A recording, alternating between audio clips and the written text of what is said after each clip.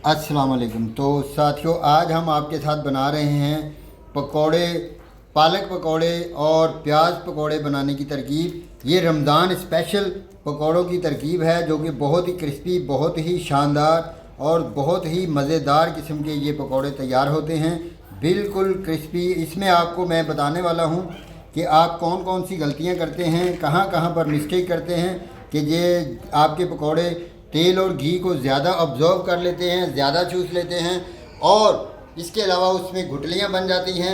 इसके अलावा सही तरह कहीं से कच्चे रह जाते हैं और कहीं से पक्के रह जाते हैं। कैसे आपने इनको मिक्स करना है और कैसे इनको तैयार करना है, ये सारी बातें, ये सारी तरकीब, ये सारा तरीका मैं इस वीडियो में आपको समझा रहा हूँ, बता रहा हूँ।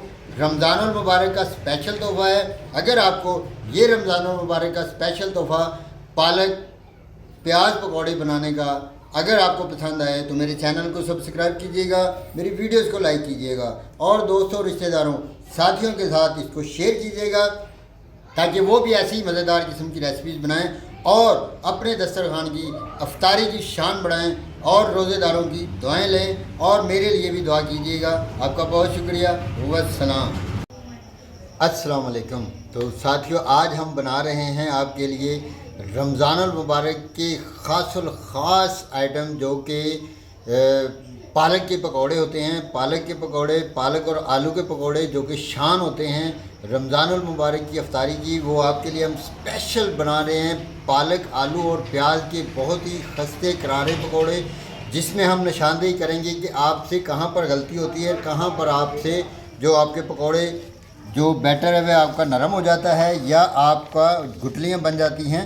तो ये जल्दी से हम शुरू करते हैं। तो ये लिए हमने पालक, ये करीब पालक 200 ग्राम है, तो आप अपनी मर्ज़ी के हिसाब से ले सकते हैं। तो यहाँ पर इसमें हम डालेंगे, हमारे पास ये प्याज हैं, तो प्याज हमने लिए हैं करीब 1.5 पाव के करीब, छोटे छोटे। ये इनको हम बारीक इनको पीस लिया है। तो ये हमने प्याज शामिल कर दिए इसमें। अब हम इसमें शामिल करेंगे, ये हमारे पास हैं आलू। आलू भी तकरीबन हमने आधा किलो लिए हैं, इसमें से आधे आलू हम शामिल करेंगे। तो ये लें, बिस्मिल्लाहिर्रहमानिर्रहीम। तो आलू हमने शामिल कर दिए, ये 1.5 पाव के करीब हमने आलू शामिल कर दिए। अब हम इसमें दूसरे मसाला जात स्पाइसेस जो है शामिल करेंगे। ये 1.5 चम्मच के करीब हमारे पास है कुटी हुई धड़ा मिर्च, इसको हम डाल देंगे। और इसके बाद हम डालेंगे, ये है आधा चम्मच सौंफ का, इसको डालेंगे। इससे बहुत प्यारी खुशबू आती है, बहुत ही मज़े का इसमें टेक्सचर आता है। तो 1 चम्मच पिसा हुआ धनिया है, ये डालेंगे।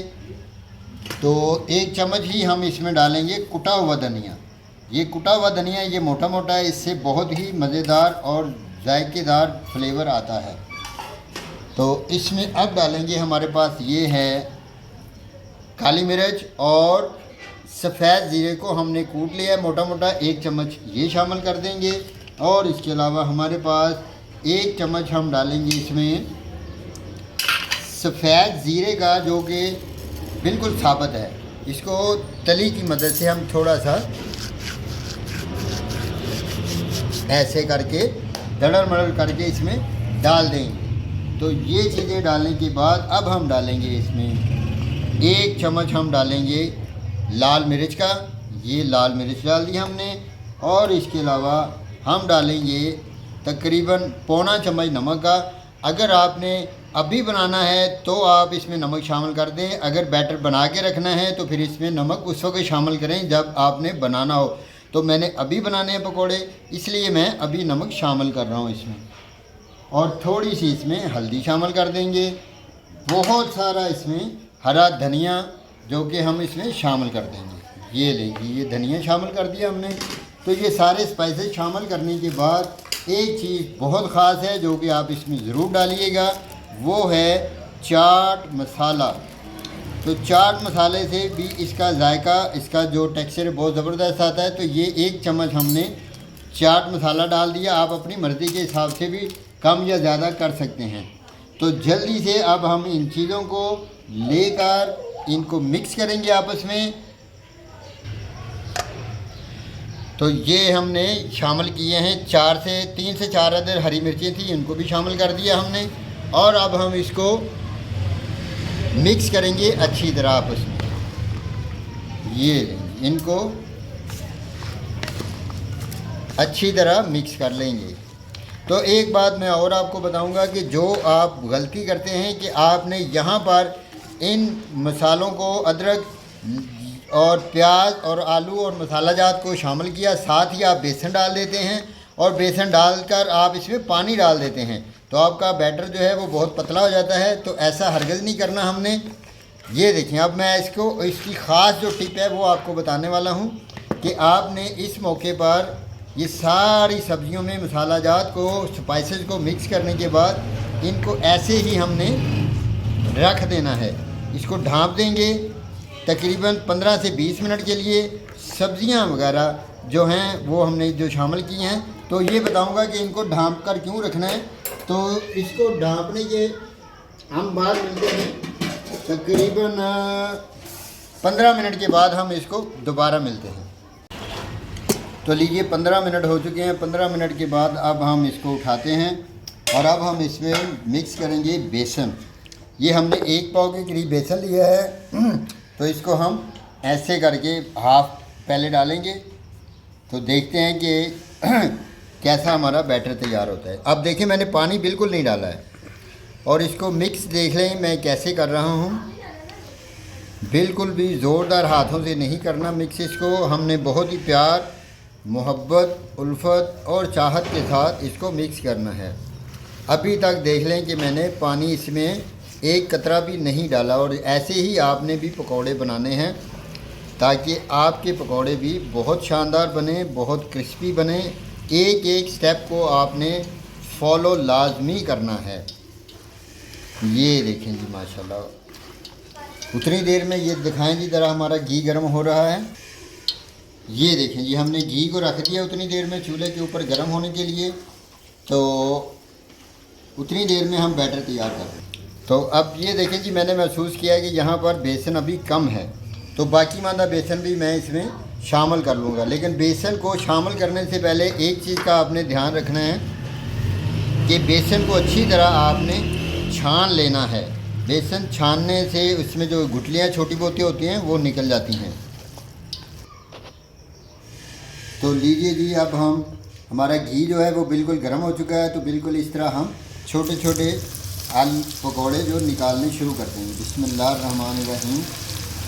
ये थोड़े से हमने तेज़ आंच पे ही रखने हैं ताकि अच्छी तरह ये पकौड़े हमारे तैयार हो सकें। बिस्मिल्लाह, क्या बात है जी माशाल्लाह। ऐसे ही आप देखे होंगे कि दुकानों वाले, रेडियों वाले ऐसे ही पकौड़े वो बनाते हैं और डालते जाते हैं और दूसरी साइड से पकौड़े जो हैं वो पक कर तैयार होते जाते हैं। ये बहुत खूबसूरत सा हम पूर निकालेंगे पकौड़ों का। तो देखें आपने भी ऐसे ही रमज़ान अल मुबारक में बनानी है और सब रोज़ेदारों को खुश करना है आपने। तो लीजिए देखेंगे पकौड़े हमारे बहुत ही प्यारे और बहुत ही खूबसूरती के साथ ये देखिए ऊपर आ चुके हैं। घी की ऊपर वाली सतह पे चेक करेंगे दूसरी साइड से।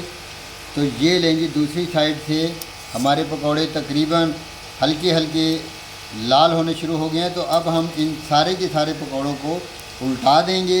ये देखेंगे बिस्मिल्लाहिर्रहमानिर्रहीम। ऐसे बहुत प्यार से, बहुत ही उल्फत, चाहत और मोहब्बत के साथ हम इन सारे पकौड़ों को ऐसे करके प्यार के साथ उल्टा देंगे। और इनको डीप फ्राई ही हमने करना है, शैलो फ्राई नहीं करना। यानी कि घी आप जितना खुला घी डालेंगी उतना ज़्यादा अच्छा और ख़ूबसूरत आपके पकौड़े जो हैं और उतनी अच्छी इनकी तलाई होगी। तो लीजिए जी 2 से 3 मिनट के बाद ये पकौड़े हमारे दूसरी तरह से भी हो चुके हैं। तो अब हम इनको एक मरतबा फिर ऐसे करके उल्टा देंगे। ये असल तरीका है इनको पकौड़ों को सही तौर पर इनको फ्राई करने का, इनको तलने का। ये सारे के सारे पकौड़ों को एक मरतबा फिर हम ऐसे ही उल्टा देंगे। तो लीजिए पकौड़े हमारे रमज़ान स्पेशल अफ्तारी पकौड़े तैयार हो चुके हैं।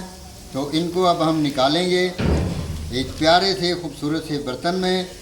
तो ऐसे ही आपने इनको सबको अच्छी तरह निचोड़ कर निकालना है। ये देखें देखिए कैसी प्यारी साउंड आ रही है, कैसी प्यारी इसकी, जो कि ऐसे ही हमने बनाने हैं। बहुत प्यारे खस्ता और ख़ूबसूरत पकौड़े हमारे तैयार हुए हैं। तो अब हम इसमें कढ़ाई में दूसरे पूर को शामिल करेंगे।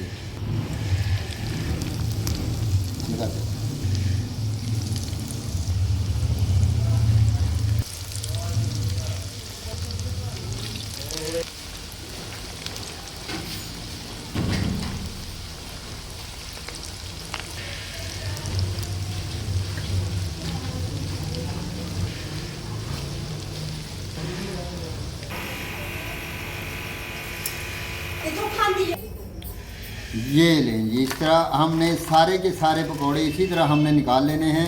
कड़क, मज़ेदार और बेहतरीन ये पकौड़े हमारे क्रिस्पी और शानदार पकौड़े ऐसे ही हमने सारे के सारे तैयार कर लेने हैं।